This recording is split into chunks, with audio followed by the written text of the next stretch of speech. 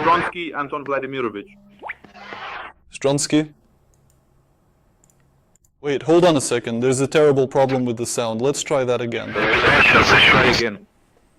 Stronsky Anton Vladimirovich. Battalion Chief of Staff. 45th post of the private security company for the airborne forces. That's it. Can you give me the address?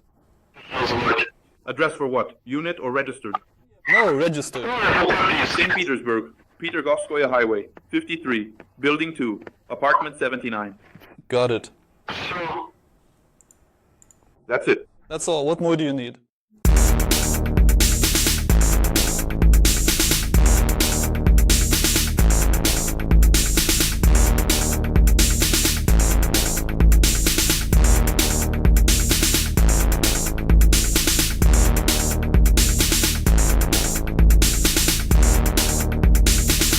Hello?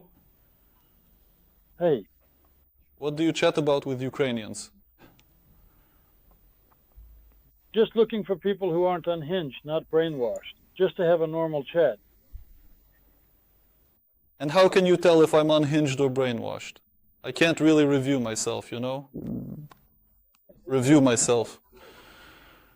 I'm tired of hearing they're bombing us, you're killing us, but you are also doing the bombing, and that's a military affair. And our business is simply to converse, to communicate, to observe, and determine who's who. Isn't that right? Nope. The military handles their affairs, and we handle our own personal affairs.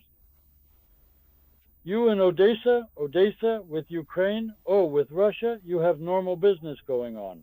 Privaz brings in excellent money to Russia. The 7th kilometer market also brings in money. You never discuss any of that, do you?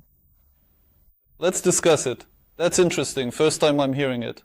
Let's start recording now, and I will hand over all these sellers to the SBU. Let's do this. Who? Where? Where is the evidence? Where is the evidence?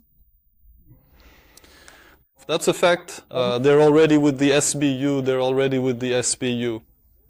And here I am. Why lie then that someone's profiting at Privoz at the 7th kilometer market? They were making money. Past tense.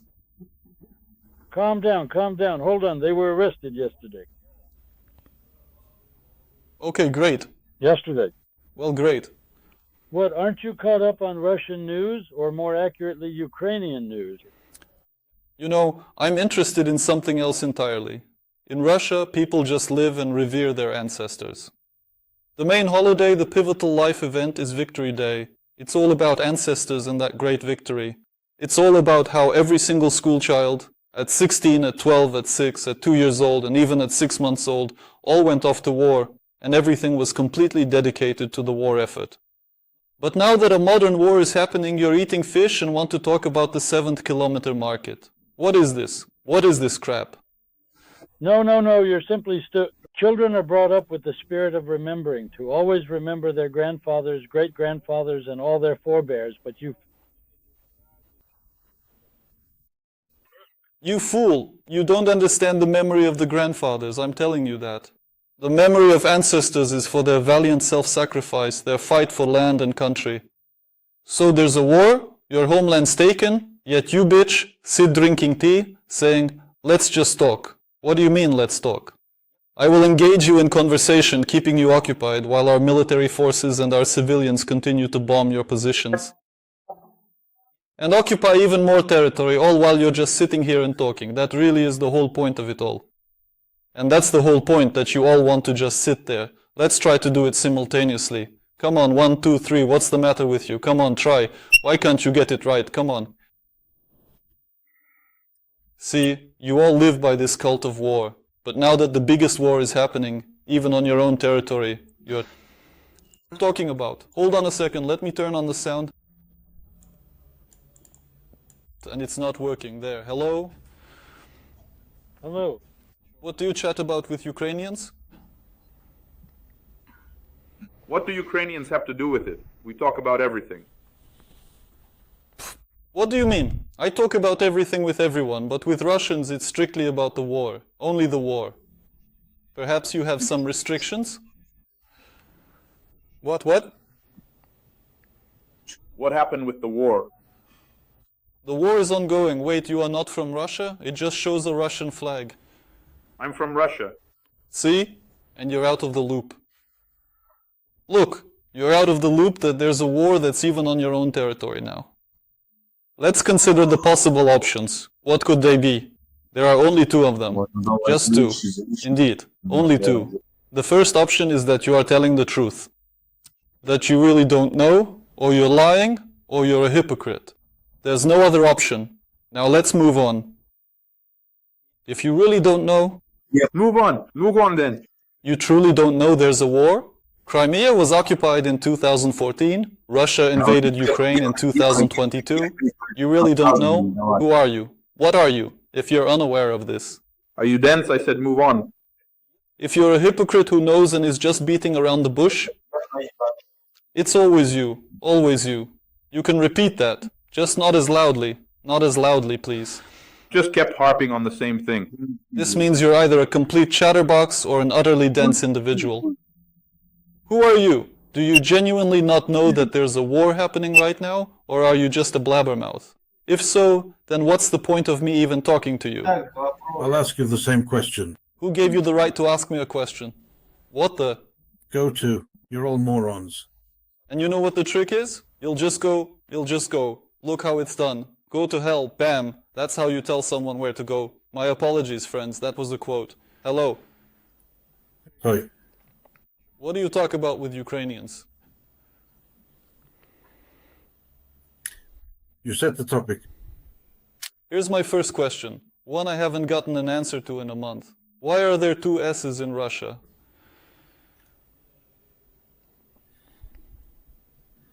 I don't know. I really don't know myself. Perhaps you have a question? So it's not solely me asking all the questions? Or Russia's agenda? You were gone. Do you have a question? How do you think this will all end? Yes. How do you think this will all end? Something like the collapse of the Soviet Union. Palace coups will commence. The elites will begin to undermine Putin and his inner circle, and then they'll turn on each other. As the home front crumbles, the war front will inevitably collapse. Some national republics will start to break away. The statehood will undergo a transformation. With all this, the front will inevitably collapse, and Ukraine will establish its position firmly. And the government that will be formed from the remnants of those territories, and there will certainly be many territories, will be compelled to pay reparations to Ukraine. So we can say it will likely be something of that nature, a kind of resemblance to it. It's exactly like after the revolution, or rather, after the first, or more accurately, even during the First World War, or subsequent to the withdrawal of Soviet troops from Afghanistan. A significant military setback invariably becomes the ultimate and critical factor, the last domino to fall, amidst a cascade of compounding issues and misfortunes. Something like that. When? I don't know. A question? What? In your view, what does it truly mean to be Russian? What is the core idea? I can't say national because I don't really understand what the Russian nation is. I see the Russian Federation as an empire that holds different nations captive. And in my opinion, the Russian nation itself never fully formed, it remained. Sort of. The main idea is, how should I put it? Well, not exactly to please the Tsar per se. Well, I mean, to act for the good of the sovereign, not for the good of the nation or the people, but the people for the good of the sovereign. That transformation just never happened, unlike in many countries during the period of European revolutions. Nevertheless, Russia has an idea and it's an imperial one. But what about a Russian person? How do you distinguish a Russian from a non-Russian? Not by appearance, of course. We're talking about the concept of self-identification. What characteristics or criteria would you...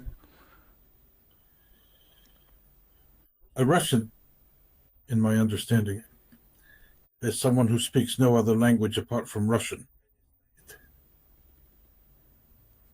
Honestly, that's brilliant, truly brilliant and profound, no sarcasm. It's very, very cool, philosophical, and simple. I've had a number of dialogues on a similar topic. And you just summarized all of that. Is there such a word in Russian, summarized? I'm not sure. You just compiled it all, fitting it perfectly into a formula. That's really cool. That's just, thank you. A Russian only knows Russian. Listen. My question. Tell me, so you are currently living off of Western loans. From your point of view, how much longer will this go on and how will it all conclude? Here's a clear and well-articulated thought, also from our previous discussions. Let's not talk about collapse or annihilation. The weakening of Russia is truly essential for the civilized world, even if the civilized world itself doesn't grasp this fact at the present moment. Once more, I will reiterate this familiar overused phrase. Strong people create easy times create weak individuals then create hard times. In my view, these are indeed challenging times because across numerous countries and various sectors, we find weak leaders. These are individuals who have grown up amidst tranquil and prosperous lives, and as a result, they fail to grasp what Russia is truly doing, what its ambitions truly are, and what its ultimate objectives entail. They truly believe that they fail to grasp that Russia has no intention of negotiating an end to this conflict. It wouldn't have started this war if it wanted to end it, and of course Ukraine is just the beginning. Accordingly, if the West now AC not just continues. First of all, let's separate things. Some countries are providing Ukraine with a tremendous amount of help. The Baltic states, for example, are simply so selflessly dedicated to helping them. And there are also countries that, in a sense, were even obliged to help, but they are not exactly providing significant assistance.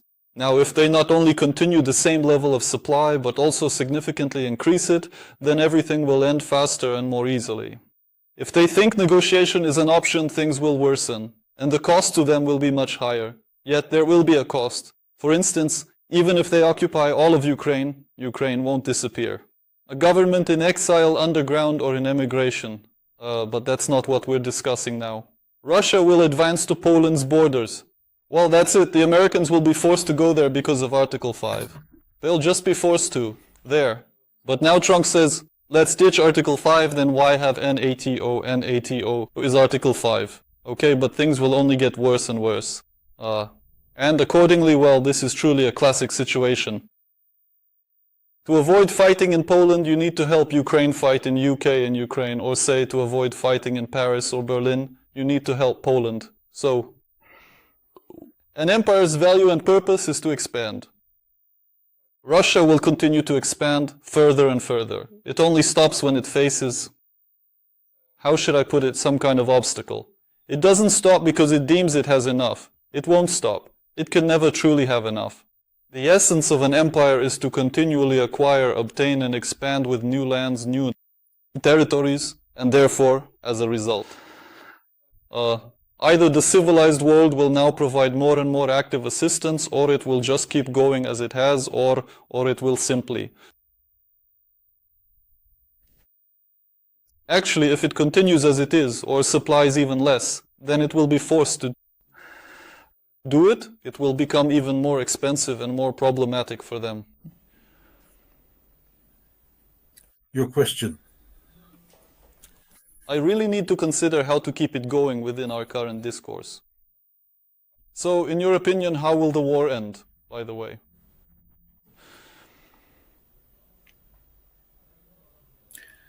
That is a question I cannot provide an answer to. The chances are 50-50. Well, I already have a follow-up, but it's your turn, so. Right, I see. Tell me. And how do you envision Ukraine developing moving forward? Well, again, all of this is very closely tied to how they will